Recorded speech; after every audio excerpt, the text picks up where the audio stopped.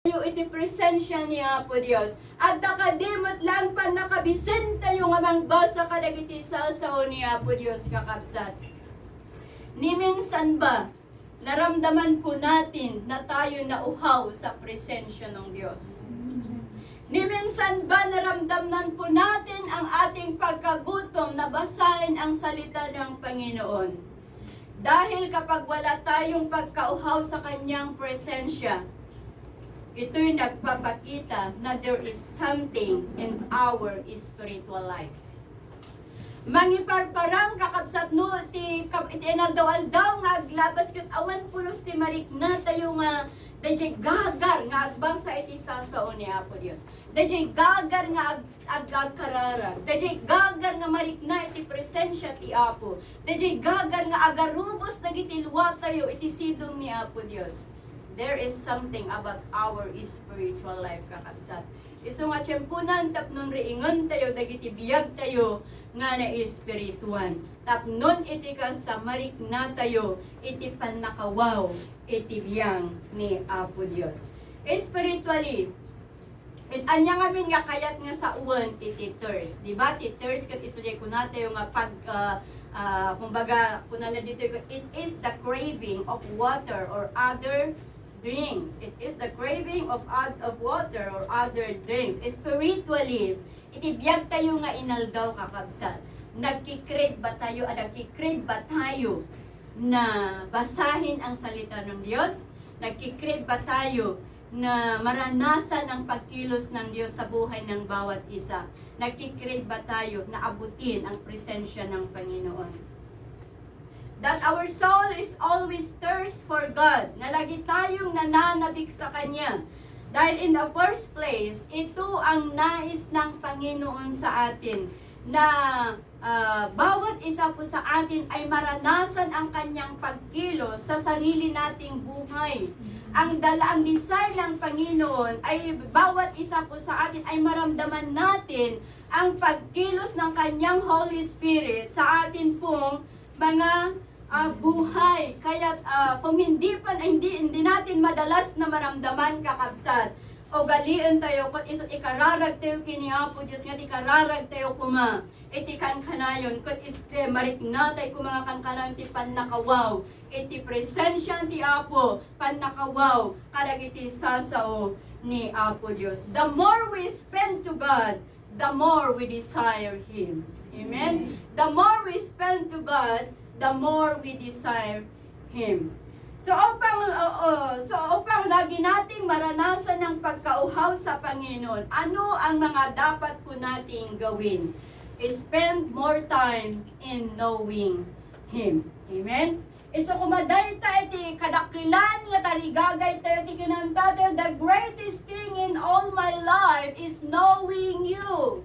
Nga iti kadakilan ko mga banag iti biyag tayo, kat iti tarigagayan tayo nga maamamo ni Apo Dios iti adupay. Agsipod ta saan nga umdas iti panakaamamo tayo iti nagan ni Apo Dios. Saan nga umdas iti ammo tayo nga ni Apo Dios managayat. Saan nga umdas iti ammo tayo nga ni Apo Dios man nakabalin. Saan nga umdas iti ammo tayo nga ni Apo Dios mangagas. Saan nga umdas iti ammo tayo nga ni Apo Dios sungbatan na dagiti kararag. Ngam ti kayat ni Apo Dios kakabsat, knowing Him more and more upon our lives. Nga adda kumati tarigagay tayo, nga di prioridad tayo kuma, kat to know Him more and more. Dahil ta kumati priority, iti tunggal may sa maledayaw iti Apo. Iso nga saan tayo kumanga sumardeng, wag po tayong tumigil na kilalanin ang Panginoon, because knowing God is the way to have true peace and eternal life. And by knowing Him, lalo tayong maging malapit sa Kanya. At maging malapit sa Kanya, maging malalim, maging mas malalim ang ating relasyon sa Kanya if we spend more time to know Him. Amen? Itibiyag tayo kakabsat. No kayat tayo nga maiyasidog iti maysa nga tao. Diba ti aramidan tayo ko kilatisan tayo da jay ugali na. Tingamen? No kaya tayo nga iyasidog ti bagito ti maysa nga tao. Kitaon tayo pa siya sa atin tayo nga naimbag. No daytoy nga tao ket mapagtalkan. No daytoy nga tao ket nasingpet. Hanlaan nga nasingpet into no nakaturog. Nga kitaan tayo no nasingpet matlaang nga agpaiso. Kat no once nga nakita tayo nga timay sa nga tao kat nasingpet, ijay nga ma-develop dayjay closeness relationship. Di nga min, kasta iti biyang ni Apo Dios, the more din na nakikilala natin ang Panginoon, lumalalim ang ating relasyon sa Kanya, lumalalim ang ating ugnayan sa Kanya. At kapag may intimate relationship tayo sa Kanya, the more we thirst for Him, the more we long for Him, at pakiramdam natin, napakalaking kakulangan sa atin pong mga buhay kung hindi natin siya maranasan ng isang araw. Amen? Sino ti makapagpapatas itigas chay? Nga no once nga nag-escape ka, kumbaga, iti pa nagbasa iti sa o ti Apo. Noon haan mo nga na naaramid ti nagbasa iti sa o ni Apo Diyos iti may sangal daw. Di ba nakasla iti pakiramdam tayo kat nagdakkel nga kurang iti biyag tayo. Nararamdaman ba natin ang ganun? Sometimes. Mas maigi na rin yung sometimes kaysa wala. Di ba? Mas maigi na rin yung sometimes kaysa wala. Dahil hindi sa lahat ng pagkakataon ay na-on fire tayo sa paglilingkod. May, di parang sabi kini Apo Diyos kit up and down. At dadagay gundaway that we are on fire. At damot dagay gundaway nga parang bumabagsak tayo, parang nanlulupay-pay tayo dahil sa mga iba't ibang pangyayari sa atin pong mga buhay. Ngam iti kararag tayo kumakakabsat, iti tunggal aldaw nga aglabas, marik na tayo kuma, ti kinapatag ni Apo Diyos, iti biyag tayo. Marik na tayo kumanga kankanayon ti pan nakabisin, iti sasao ti Apo. Marik na tayo kumanga kankanayon, iti pan nakawaw, iti presensya ni Apo Diyos maraydayaw iti Apo. Tulungan na tayo kumati Apo. Tapnon no iti kastakot amuan tayo ni Apo Diyos iti more pay nga pan nakaamam mo. Tulungan na tayo kumani Apo Diyos. Tapnon iti kankanayon kat mabisen tayo wano mawaw tayo iti presensya na. So paano po ba natin makilala ang Panginoon ng lubusan? Makilala natin siya through His creation. It is Psalms chapter 19 verse 1, the heavens declare the glory of God, in the sky above proclaim His handiwork. The more we look intently at His creation, the more we know that He is the greatest and He is the highest God. Diba? Habang akit-kitaan tayo, dagiti pinarswa ni Apo Diyos, kung dito'y tayo nga ma-amaze kung no kasano nga pinarswa ni Apo Diyos, dagiti banbanag nga makikita tayo, kastamot yung dagiti saan tayo nga makikita. Agsipot ka tipan, mabalin nga pan panunutan tayo kat very impossible. Ngam ni Apo Diyos, da aramid na nga posible. Agsipot ta isuna ti omnipotent God, isuna ti kabilgan nga Diyos. Nga awan makartap iti bilag nga daken kuana. Iti Genesis 1:1, in the beginning God created the heavens and the earth. Kat manipot iti Genesis chapter 1 kakabsat, makita tayo no kasano nga napaadda, da kasano nga naparso dagiti suamin nga adda. Nga babaan iti panakabalin, babaan iti nabilag nga sao ni Apo Dios, na adda dagiti suamin nga banbanag na parswa dagiti ng langit kindaban daga, na parswa dagiti mulmula, na parswa dagiti kaykayo, na parswa dagiti bilbilet, na parswa dagiti ikan, babaan iti bilog iti sao ni Apo Dios. Ngam iti panang parswa na iti tao sa bali. Very unique ti panang parswa ni Apo Dios iti tao. Isu nga kabayatan nga makipagpagnatayo kini Apo Dios. Sana magiging unique din ang paglilingkod natin sa Kanya. Amen? No unique ti panang parswa ni Apo Dios kada tayo, mas unique din ang dapat ko nating gawin na maglingkod sa ating Panginoong Diyos. Kaya through His creation, the more na makilala natin siya na He is a powerful God at walang bagay na hindi niya kayang gawin. Pangalawa, how we know God more is spend more time in God's Word. Higit nating makilala ang ating Panginoong Diyos sa pamamagitan ng kanyang mga salita. Dahil sa Biblia lang po natin matagpuan o sa Biblia lang po natin mabasa ang impormasyon tungkol sa ating Panginoong Diyos. Amen? Dito lang natin mabasa ang biography ni Kristo. Wala po sa ibang libro. Buti na ngayon wala ng pocketbook. Cellphone ang cellphone kinaisukat. Amo yun, hindi. Naghilig ka kagbasa, iti pocketbook. Naubi nga pa lang kat naglainga kayo at basa ka lang iti stories. So nga iti adanak iti diba iti ko sa nga kartong na yun niya ko nga pocketbook. Nagadunga pocketbook na naiwarwaran ay hindi nagamit na kaya mo ng bulo-bulo din. Ngayon bang tatanawa nun iti pocketbook. Kapo iti pocketbook. Ato dag iti maksit. Maksit. Naarami dahil kanya ka ikas masangkot ko. Kapo ba nun iti cellphone, kapi Facebook. Ado iti maksit nga malutluto na yung bagla no maksit lang haan nga pati kasi rula kat maluto na yan. Well, ama nagpapesron ka po iti pocketbook no maminsan hantayo nga mai-sweet na di rice cooker. Di kami? In pisok tayo na di rice, amo tayo kapo iti katartaras nga agtutdot, amo tayo na i-on tayo na di rice cooker. Ay, iti chip ko kaya nga pananganin, lokam si rice cooker, ay nakamulagan kaya nga bagas di ay. Imbag kanyak ka na minsan lang na anamit kanyak since kada amok na minsan lang na napasama kanyak. Di kagawa kat, alahamod kan kaya man na i-sweet, hako na i-sweet di jay.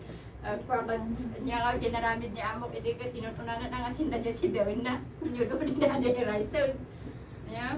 Kapo kada iti banbanag nga mang disturbo kada tayo adun digiti banbanag nga maarami tayo nga saan nga nasaya. Isu nga kasayaatan kakabsat nga ti Biblia ti pagtuunan tayo ti pansin. Ti Biblia ti kanayon tayo nga okaganta ditoy tayo nga mabasa ti impormasyon ni Apo Dios. Awan ti pakabasan tayo nga sa Bali City ila ang Biblia kakabsat. Ditoy tayo nga mabasa no siya sino nga talaga siya.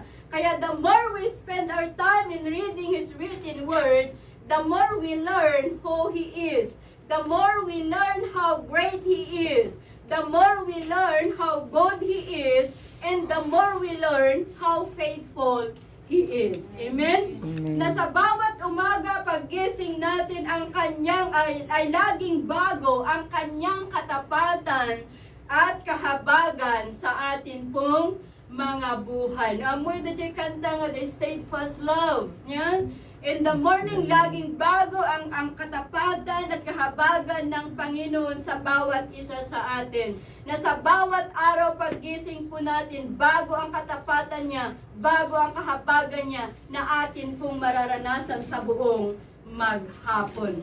Through His Word, we discover His will upon our life. Dito tayo nga ma-discover no anya ti will ni Apo Dios iti biyag tayo. Through His Word, we discover His will and plans upon the church. Dito tayo nga ma-discover no anya pagayatan na kinplano na iti si bubukal nga iglesia. And the more we spend our time in His written word kakabsat, the more revelation be upon us. Ado nga revelasyon ti maipay, mangag tayo, makita tayo, no busboson tayo, ti oras tayo, nga agbasa iti sasaon ni Apo Dios. So as Christians, bakit kailangan po nating bigyan ng oras ang pagbabasa sa kanyang salita?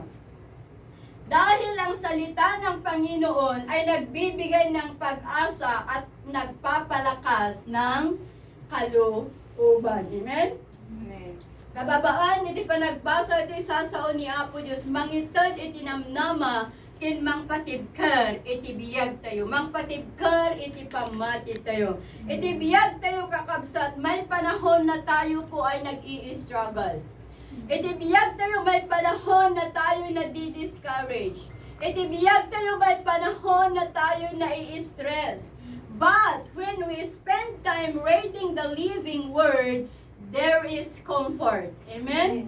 And when we spend time reading the living word, there is comfort, there is encouragement, there is hope, at dito rin po natin maranasan, maramdaman na habang tayo nagbabasa ng kanyang mga salita, napapalakas, napapatatag ang ating mga pananampalataya.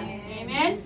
Pangalawa, bakit kailangan po nating bigyan ng oras ang pagbabasa ng kanyang salita? Dahil ang salita ng Panginoon challenges us. Malaking hamon po sa atin ang pagbabasa ng Word of God. Bakit? Because it's either we obey or it's either we did not obey. At dadjay nga, ada kanyat, it's our choice nga tong palon tayo, suruton tayo, wenno saan. Iso nga very challenges kanya tayo dahil kakabsat. Taadda ka na tayo ti choice. No dahil basbasan tayo nga sa ni Apo Diyos, kat aramidon tayo, wenno saan. At kung minsan nakunak dahil itinaminsan kung bakit nagiging hamon ang pagbabasa ng salita, ay dito natin nilalabanan ng ating flesh.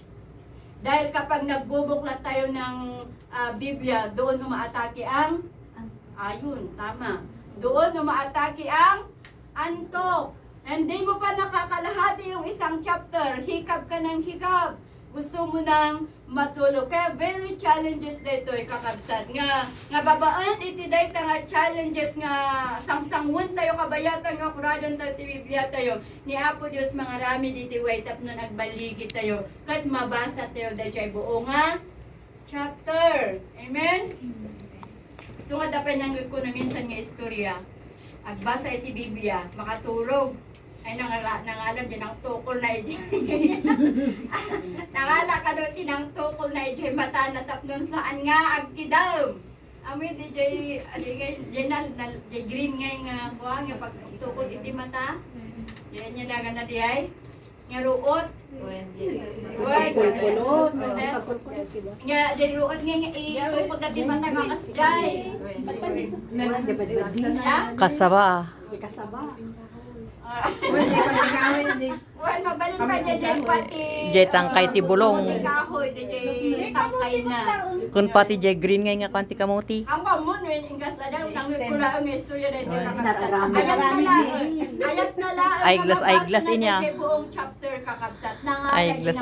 Hal na dyan mata na tapnon haan nga agreed. Kat nasaya at garamidan tayo iso nga challenges kanya tayo. Nga na makaturturog tayo, mangalak tayo mo dyan pang tungkol tayo, tapno hindi ka started, mabasa tayo dyan buong chapter nga kaya tayo nga basa, o tapno saan tayo nga, saan nga kidum, dyan mata tayo kakasal.